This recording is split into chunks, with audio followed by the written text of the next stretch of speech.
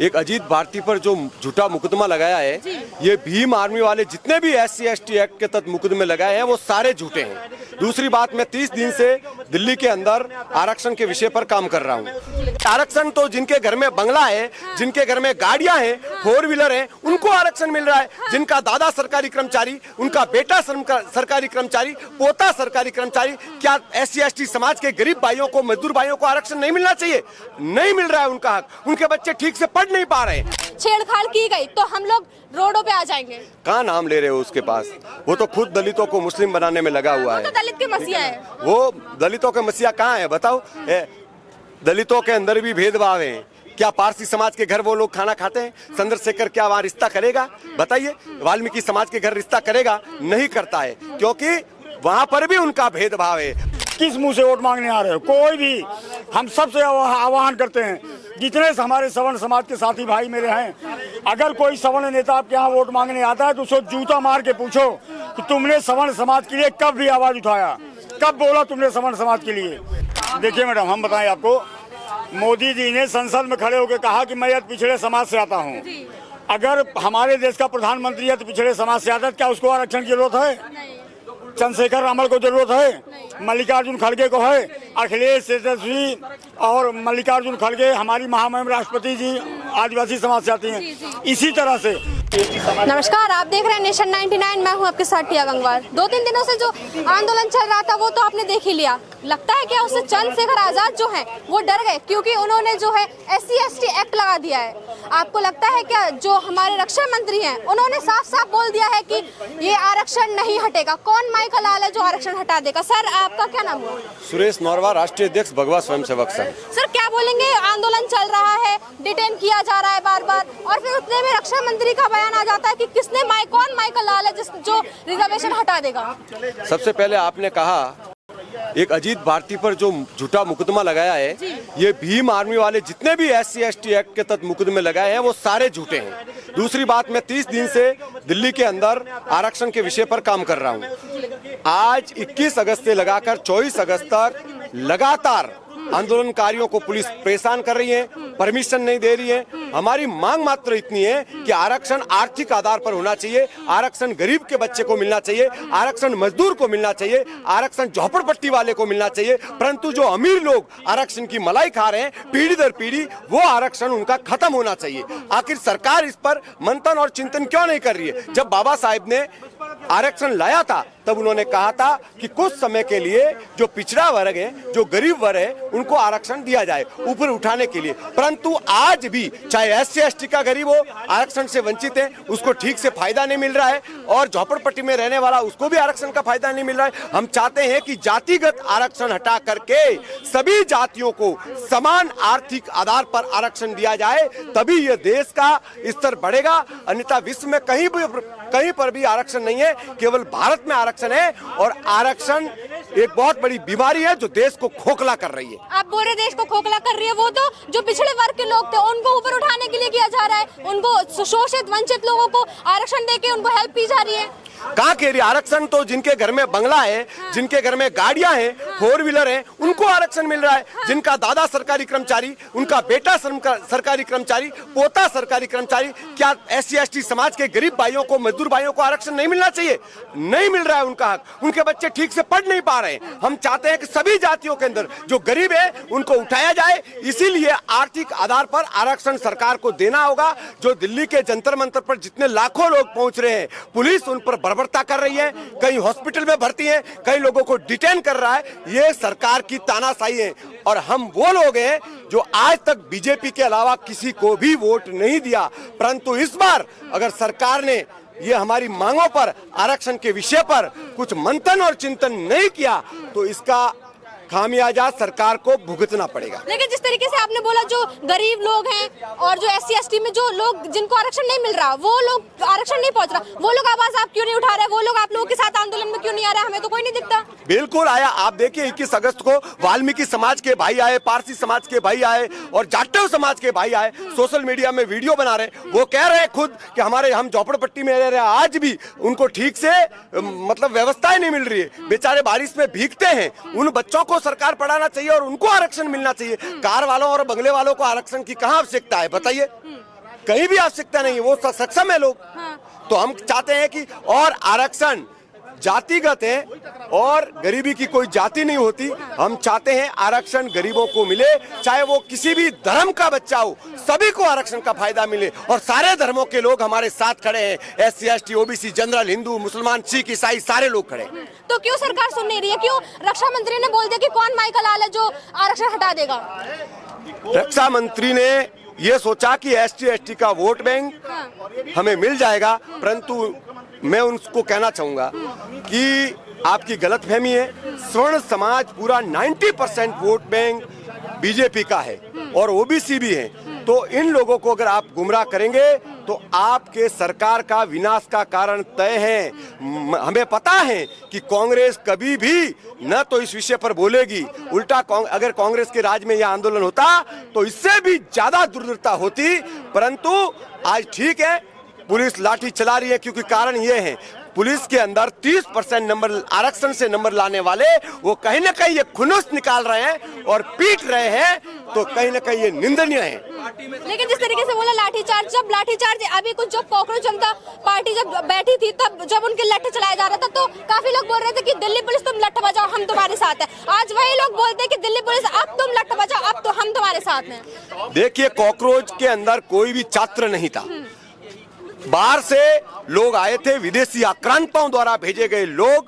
Police पर अन्याय अत्याचार किया, पुलिस पर लाठी की, पुलिस पर पथराव किया, अन्याय किया, तो उस समय हम पुलिस के साथ खड़े थे क्योंकि हम राष्ट्रभक्त हैं, राष्ट्रद्रोही नहीं हैं। वहां देशद्रोही नारे लग रहे थे, जहां ब्राह्मण मुर्दाबाद के नारे लग रहे थे, और उसके बाद भी मोदी जी ने उन्हें माफ किया है। इस वक्त यहाँ पर किसी ने किसी पुलिस वाले पर हाथ नहीं उठाया है, केवल पुलिस ने हमारे लोगों पर हमला किया है। इसीलिए मोदी जी को इस पर मंथन और चिंतन करना चाहिए और इस विषय पर चर्चा करनी चाहिए। आप भाजपा के कोर वोटर हैं, उसके बाद भी आप भाजपा को गलत बोल रहे हैं, और जिस भाजपा को आप गलत बोल रहे हैं उसे आपने हमेशा वोट दिया है। क्या ये साबित नहीं होता है कि देखिए, आपका वोट ही आज आपके ऊपर हमला कर रहा है? देखिए, जिस सरकार को हम वोट देकर सत्ता में लाते हैं तो हम उन्हीं से मांग करेंगे, और किससे करेंगे? क्या कांग्रेस, आम आदमी पार्टी ये लोग थोड़ी करेंगे? ये लोग तो खामोश हैं, ये तो राजनीति कर रहे हैं, ये तो चाह रहे हैं कि ठीक हो रहा है, हम खामोश होकर देखें और इसका बेनिफिट ले लें। तो उनकी गलतफहमी है। हम तीसरा विकल्प निकाल लेंगे और अभी हाल बताएंगे नहीं, उस चुनाव में बता देंगे। आपको आरक्षण चाहिए? हमें आरक्षण नहीं चाहिए। हम तो सक्षम हैं। हम देश के छात्रों का भविष्य जो खराब हो रहा है गरीबों का, उनके लिए लड़ रहे हैं। और हम चाहते हैं कि छात्रों के अंदर जो भेदभाव हो रहा है आरक्षण के नाम पर, वो भेदभाव खत्म होना चाहिए। छात्रों को समानता का अधिकार मिलना चाहिए और मेरिट और योग्यता के आधार पर सरकारी नौकरी मिलनी चाहिए। जिस दिन ये हो जाएगा उस दिन शिक्षा का स्तर बढ़ जाएगा। 30 नंबर लाने वाला पुलिस बन जाता है, 30 नंबर लाने वाला टीचर बन जाता है, 30 नंबर लाने वाला डॉक्टर बन जाता है, और 99% नंबर लाने के बावजूद सरकारी नौकरी से वंचित रह जाता है। प्रतिदिन न जाने ऐसे कई छात्र आत्महत्या कर रहे हैं, उनकी दर्द और पीड़ा है। इसलिए एक दिन मोदी जी परमिशन दे करके देख लीजिए, 10 लाख से ज्यादा रामलीला मैदान में लोग आएंगे। आज तक ऐसा आंदोलन नहीं हो, वैसा होंगे। लोग चाहते हैं, इसलिए आप इस पर मंथन और चिंतन कर लीजिए। हम तो चाहते हैं कि आपका हम स्वागत करते हैं, हम आपके ही लोग हैं, परंतु आरक्षण के विषय पर अगर आप खामोश रहे तो हम अपने लोगों का कभी भी इतना अन्याय अत्याचार सहन नहीं करेंगे। लेकिन जिस तरीके से आपने बोला आप आंदोलन करेंगे, चंद्रशेखर आजाद भी तो यही बोल रहे हैं कि अगर रिजर्वेशन के साथ में कुछ भी छेड़छाड़ की गई तो हम लोग रोडों पे आ जाएंगे। कहाँ नाम ले रहे हो उसके पास? वो तो खुद दलितों को मुस्लिम बनाने में लगा हुआ है। वो तो दलित के मसीहा है। वो दलितों के मसीहा कहाँ है बताओ? दलितों के अंदर भी भेदभाव है। क्या पारसी समाज के घर वो लोग खाना खाते हैं? चंद्रशेखर क्या वहाँ रिश्ता करेगा? बताइए। वाल्मीकि समाज के घर रिश्ता करेगा? नहीं करता है, क्योंकि वहां पर भी उनका भेदभाव है। वो केवल और केवल उनको मुस्लिम कम्युनिटी के अंदर डाइवर्ट करने का प्रयास कर रहा है, जो कहीं न कहीं निंदनीय। दलितों को समझना चाहिए और इस बात पर मंथन और चिंतन करना चाहिए। जिस सरकार की आप बात करें उसी सरकार के अंदर सवर्ण जितने भी नेता है सारे कह रहे हैं कि आरक्षण नहीं हटेगा, फिर आपकी क्यों मिर्ची लग रही है इस आरक्षण के ऊपर? क्यों नहीं हटेगा? आरक्षण हटेगा। गरीब को आरक्षण का फायदा मिलना चाहिए, अमीर को आरक्षण नहीं हटेगा। हम आरक्षण नहीं हटाना चाहते। हम तो आरक्षण के विरोध में है ही नहीं। हम तो कह रहे हैं कि आरक्षण दो, क्योंकि हमारा देश अभी उस लायक नहीं हुआ कि बिना आरक्षण के आगे बढ़ सके। बहुत सारे गरीब पड़े हैं, लेकिन जिनको जरूरत है उनको दो। अभी पत्रकार ने कहा कि हमारी समाज के लोग नहीं कर, हम करें 29 में चुनाव आ रहा है, वोट मांगने आएंगे ना हमारे पास, तो हमारे पैर में जूता चप्पल रहेगा ना, तब उनसे पूछेंगे कि हमारे समाज के लिए जब तुम संसद और विधानसभा में बैठ के एक शब्द बोल नहीं सके, किस मुंह से वोट मांगने आ रहे हो। कोई भी, हम सबसे आह्वान करते हैं, जितने हमारे सवर्ण समाज के साथी भाई मेरे हैं, अगर कोई सवर्ण नेता आपके यहाँ वोट मांगने आता है तो उसको जूता मार के पूछो कि तुमने सवर्ण समाज के लिए कब भी आवाज उठाया, कब बोला तुमने सवर्ण समाज के लिए। नहीं बोले तब उनको वोट नहीं देना है। अभी से कॉकरोचों की प्रोटेस्ट हुआ था, उसमें सारी विपक्ष की पार्टियों ने सपोर्ट किया, और आप देखिए यहाँ पे हमारे सवर्ण समाज का एक भी नेता सपोर्ट नहीं किया, फिर भी इतनी भीड़ हुई। कोई भी एक राष्ट्रीय नेता सपोर्ट नहीं किया, फिर भी इतनी भीड़ हुई। तो वो लोग भी फंडेड होंगे, क्योंकि जब कॉकरोच जनता पार्टी में जब लोग आ रहे थे, छात्र आ रहे थे, तो ये बोला जा रहा था कि पैसे देके बुलाया जा रहा है, तो अब ये वो लोग भी तो ये चीज बोल सकते हैं कि 300 रुपए देके बुलाया गया है। हाँ, नहीं बोलने को तो आदमी कुछ भी बोल सकता है। कॉकरोच के जितने हमारे यहाँ पहले दिन लोग आए थे, कॉकरोच में थे ही नहीं, लास्ट दिन भी उतने नहीं हो पाए थे। और जहाँ पार्टियों के लोग थे, आम आदमी, कांग्रेस, सपा, बसपा, सब लोग मिल के, चंद्रशेखर, अमर, सब लोग मिल के बुलाए थे। यहाँ पे किसी पार्टी का नहीं था, सब लोग अपनी मर्जी से अपने आप से आए थे। दूसरी बात आपको कहना चाहते हैं महोदय, हमको तकलीफ सिर्फ इस बात का है कि जिस भाजपा को, जिस हिंदुत्ववादी पार्टी को हम लोगों ने अपना खून पसीना देके 2 सीट से 303 सीट पे पहुंचाया, उसी हिंदुत्ववादी पार्टी सरकार ने हनुमान चालीसा का पाठ हो रहा था, रात को 8:30 बजे अंधेरी रात में हमारी महिलाओं पे लाठी चलवाया। क्या अमित शाह 10 मिनट रुक नहीं सकते थे कि हनुमान चालीसा का पाठ पूरा हो जाता, फिर आप गोली मरवा देते? बीच में आपने पाठ क्यों बंद करवाया, लाठी क्यों चार्ज करवाया? आप 10 मिनट, हनुमान चालीसा का पाठ 10 मिनट का होता है, क्यों आपने लाठी चार्ज करवाया? मंदिर पूरा नहीं बना, योगी जी ने, मोदी जी ने उद्घाटन कर दिया, हमने कुछ नहीं बोला। झंडा फहराना हुआ, शंकराचार्य को नहीं बुलाया, झंडा फहरा दिया, हमने कुछ नहीं बोला।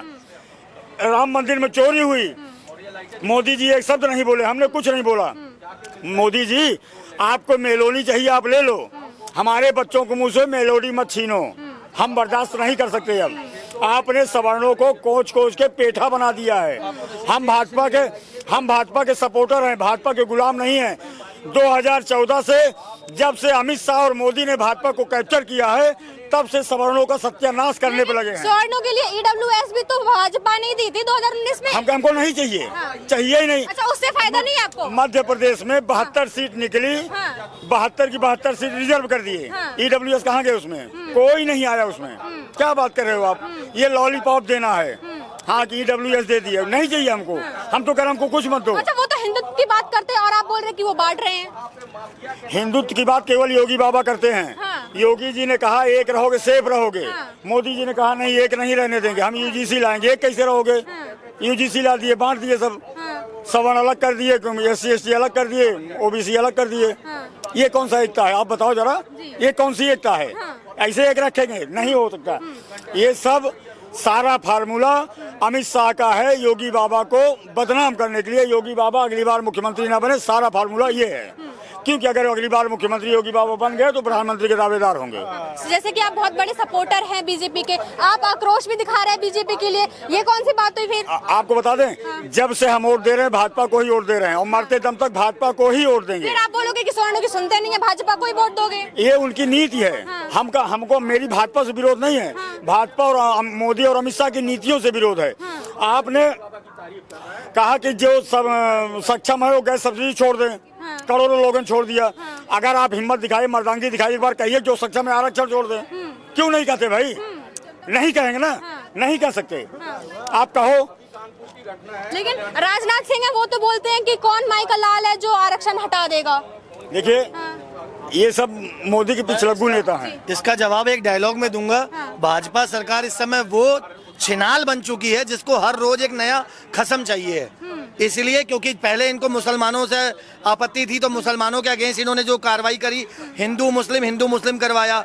उसके बाद इन्होंने जो दलित समाज के लोगों को बड़गड़ाने के लिए अब ये एक यूजीसी कानून ला दिया, जैसा कि आपने देखा भी होगा जंतर मंतर पर उसका बहुत बड़ा प्रोटेस्ट चल रहा है। आरक्षण हटाओ देश बचाओ, ठीक है। अगर आरक्षण सही मायनों में अगर जो जरूरतमंद लोग हैं उनको मिलना चाहिए। जैसे ये भाई खड़े हैं, मान लीजिए ये IAS या PCS ऑफिसर है, ये SP हैं या DM हैं, और इनका परिवार तो सक्षम हो गया ना, अब उनके पूरे परिवार को पीढ़ी दर पीढ़ी जो आरक्षण मिलता चला आ रहा है या आगे मिलता चला जाएगा, तो उसके लिए जो जरूरतमंद लोग हैं वो कहाँ जाएंगे? पीछे और भी भाई जनता लोग खड़ी है, ये बेचारे कोई गरीब परिवार का है, कोई रिक्शा चला रहा है, किसी के घर में आपको पता है आज भी 32% बेरोजगारी हमारे देश में है, जिनके घरों में एक टाइम का चूल्हा जलना भी बहुत बड़ी बात होती है। लेकिन वो तो बोलते हैं हमने रोजगार दिया है काफी। मैडम बताइए ना, दिखाइए, मोदी जी से कहिए दिखाएं तो सही कहाँ। और अगर रोजगार सही मायनों में किसी ने दिया है तो योगी आदित्यनाथ ने यूपी में दिया है। लुलु मॉल बनवाकर, एशिया का सबसे बड़ा मॉल लुलु मॉल लखनऊ में बनवाया, और विदेशों से पैसा, विदेशों के शेखों का पैसा लाकर, दुबई के शेखों का पैसा लाकर, सऊदी अरब के शेखों का पैसा लाकर लखनऊ में लगाया है। उत्तर प्रदेश को उत्तम प्रदेश बनाने का कार्य जो किया है माननीय श्री योगी आदित्यनाथ जी ने किया है। और मैं आपको बताना चाहूंगा, अमित शाह जी जो है वो अपनी राजनीति गद्दी के चक्कर में इतना अंधे हो चुके हैं। हम लोग, मैं भी कट्टर बीजेपी वाला हूं, मैंने आज तक कभी किसी इसके अलावा, बीजेपी के अलावा किसी और पार्टी को वोट नहीं दिया। और आप आज उसका विरोध कर रहे हैं। आज इसलिए विरोध करना पड़ रहा है क्योंकि यूजीसी कानून जो है वो ब्राह्मणों के और जनरल कैटेगरी वालों के विरोध में आ रहा है। हाँ। ठीक है, अगर कोई भी SC ST बंदा उठ के किसी भी ब्राह्मण के ऊपर, स्वर्ण समाज के ऊपर, ठाकुर के ऊपर, वैश्य के ऊपर कोई मुकदमा डाल देगा तो मैडम 6 महीने से पहले जमानत नहीं होगी। और SC ST एक्ट मायावती के टाइम पे भी था, ठीक है, तो उसका दुरुपयोग किया जा सकता है। मुझे नहीं पता किया है ना, चंद्रशेखर आजाद ने जो है लगा दिया SC ST एक्ट। देखिए मैडम, हम बताएं आपको, मोदी जी ने संसद में खड़े होकर कहा कि मैं पिछड़े समाज से आता हूं। अगर हमारे देश का प्रधानमंत्री है तो पिछड़े समाज से आता है, क्या उसको आरक्षण की जरूरत है? चंद्रशेखर रामल को जरूरत है? मल्लिकार्जुन खड़गे को है? अखिलेश, तेजस्वी और मल्लिकार्जुन खड़गे हमारी महामहिम राष्ट्रपति जी आदिवासी समाज से आती हैं। इसी तरह से हजारों हजार सांसद, विधायक, मिनिस्टर, ब्यूरोक्रेट्स हैं जो कि अरबपति हैं, उनको आरक्षण की जरूरत ही नहीं है। एक IAS अधिकारी है, SC ST का है, उसका वो IAS है, उसका बेटा भी बनेगा, उसकी बहू भी बनेगी, उसका नाती भी बनेगा। उसी के घर में उसी की जात की झाड़ू पोछा करने वाली और चपरासी भी नहीं बन सकती। SC ST से आरक्षण से सबसे ज्यादा नुकसान SC ST को ही है।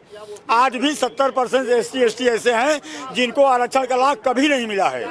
30% हैं, SC ST 30% हैं जो आरक्षण की मलाई चाट रहे हैं और सोचते हैं कि हम ही चाटते रहें। आरक्षण मिलना किसको चाहिए? सही मायनों में मैं बताऊं, जो मानसिक रूप से विकलांग लोग हैं और जो शारीरिक रूप से विकलांग लोग हैं उनको मिलना चाहिए। ये कोई और जो एक्चुअल में गरीब हैं, जो एक्चुअल में गरीबी रेखा से भी नीचे आते हैं, जिनके घर में एक वक्त की रोटी नहीं जलती, रोटी नहीं पकती, ऐसे लोगों को मिलना चाहिए।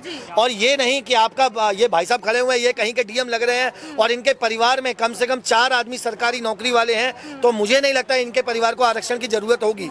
और आरक्षण सही मायनों में ऐसे लोगों को मिलना चाहिए जो अनाथ आश्रम में बच्चे बेचारे रह रहे हैं, पढ़ रहे हैं, जिनके माँ बापों को, अपने माँ बापों को जो बच्चे औलादें निकम्मी औलादें निकाल देती हैं, और जिनको अनाथ आश्रम में जो बुजुर्ग पल रहे होते हैं, इन लोगों को मिलना चाहिए सही मायनों में।